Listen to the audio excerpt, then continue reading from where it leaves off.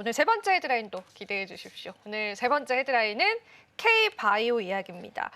이 이야기를 안 할 수가 없을 것 같습니다. 주가적으로 봤을 때 삼성바이오로직스가 오늘 시장에서는 1%의 상승을 보여주고 있기는 한데 일단은 K-바이오 최근에 위기감이 왔다. 트럼프 행정명령으로 인해서 약간 인하 정책으로 인해서 이런 거 나오고 있고 또 관세가 곧 발표가 될 거잖아요. 네. 잠재 리스크도 좀 안고 있다라고 보여지긴 하는데 일단은 어떻게 보세요? 긍정적으로 보세요? 부정적으로 보세요? 이게 뭐 사실 이런 말씀을 드리면 너무 가볍게 생각하는 거 아니냐 할까 봐 언급은 안 하는데 저 개인적으로 말씀드리자면 뭐 저는 그렇게 뭐 신경 쓸 만한 이벤트 아니라고 봅니다. 문제될 건 없다, 크게. 네, 문제될 건 없다고 보고요. 일단 관세를 부과한다는 것부터가 돈도 안 되고 키우지도 않을 건데 관세를 부과한다? 그럴 일은 없다고 봅니다.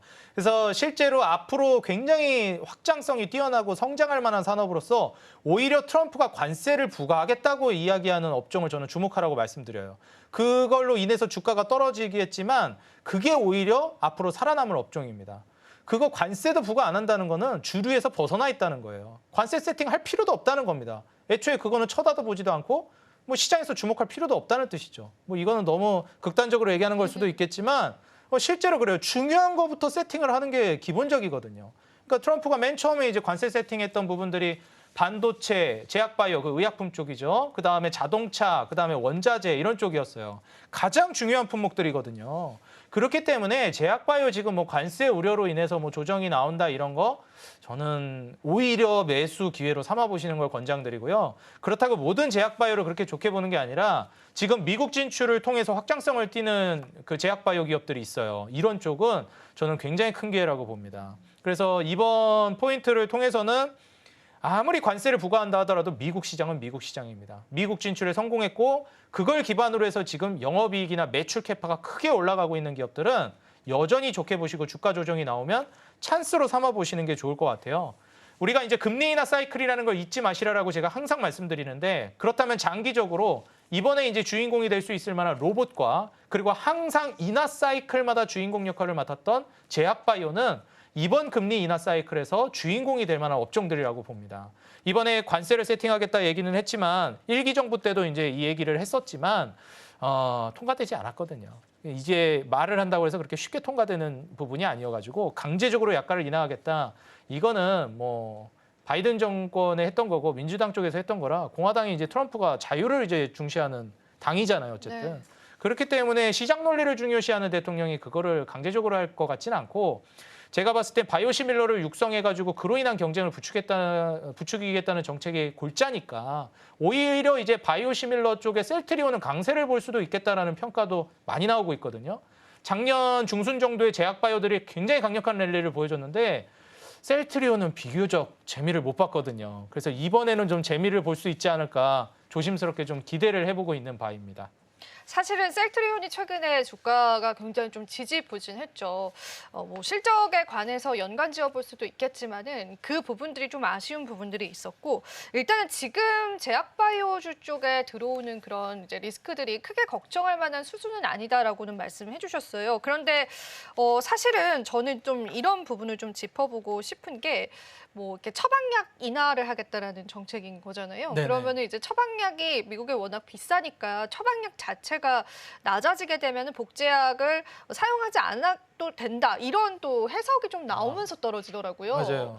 그것도 이제 우리가 걱정하지 않아도 괜찮을까요? 일단 지금 그 트럼프가 물론 이제 그것만 꼽은 건 아닌데 대표적으로 꼽은 게 그 비만약 치료제라는 평가를 받고 있어요. 아, 네. 그래서 지금 뭐 대표적인 예시로 들었던 게 뭐 영국 같은 경우에서는 뭐 10만 원대 초중반이면 살 수 있는 걸 미국에서는 지금 뭐 100만 원이 넘게 사야 되는데 이게 맞는 거냐. 그렇네요. 그러니까 사실 비만 치료제에 있어서도 지금 이게 말이 많은 상황이고 뭐 딱 어떤 제품이라고 당연히 꼬집으면 안 되니까 찝지는 않았지만 그 가격을 이제 대략적으로 이제 비교해 본 거를 토대로 이제 전문가라고 하기도 그렇고 사람들이 이제 분석해 본 바로는 그 일라이릴리랑 노보노디스크에서 만든 비만약 치료제라는 이제 예측이 나오고 있습니다. 그러니까 사실 최근에 비만약 치료제 시장도 굉장히 커지고 있는데 이런 이 불공정은 좀 말이 안 된다라는 거죠. 그래서 이 부분을 좀 평균을 맞춰야 된다라는 거고 이게 이제 의미하는 바는 뭐냐면 이미 시장에 선제적으로 개발을 해가지고 판매를 하고 있는 제품들이 있는데 그쪽에서 이 가격 균형이 제대로 이루어지지 않고 있다는 걸 꼬집은 거거든요. 이게 다시 말하면 뭐냐면 그 약을 최초로 개발한 기업들에게 오히려 좀 안 좋을 수는 있다고 생각이 들어요. 근데 복제약을 통해서 이제 시장에 진입하려고 하는 기업들이나 이제 국가들은 오히려 저는 이제 긍정적일 거라고 보거든요. 그 활로를 이제 더 열어주는 거예요. 예를 들면 약을 내가 개발했으니까 몇 년 동안은 내가 이제 독점권을 갖겠다. 이런 게 이제 제약업계의 이제 당연한 수순인데 이러한 부분들을 최대한 시장을 좀 빠르게 개방하고 폐쇄되어 있는 부분을 열어젖히겠다는 거예요. 그러면은 제가 봤을 때는 이제 우리나라 입장에서는 제약바이오 기업들이 최초로 그 신약을 개발한 거는 거의 없다고 봐도 무방합니다.